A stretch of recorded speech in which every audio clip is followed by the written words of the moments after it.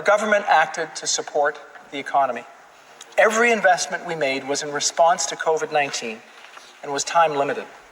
From income support for Canadians to loans for Canadian businesses and nonprofits of all sizes, we worked to make sure our programs left no one behind, and we did it fast. We were guided by three principles: speed, scale, and simplicity. Mr. Speaker, I think we delivered on all three. Some will criticize us on the cost of action. They'll point to the size of our deficit in 2021. It's a testament of the shock that COVID-19 had on our economy. But our government knew that the cost of inaction would have been far greater.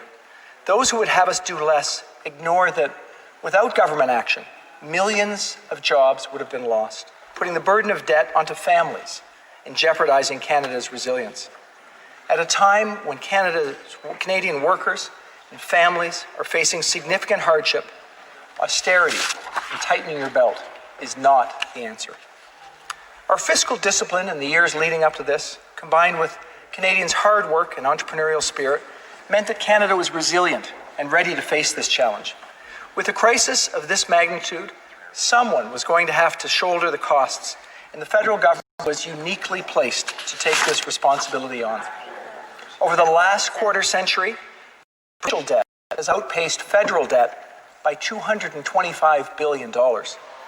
Household debt to disposable income has increased to over 175%, close to a record high. To date, nearly 9 out of $10 in COVID-19 related direct support delivered to Canadians and to Canadian businesses is financed by the federal government. We took on this role because it was the right thing to do.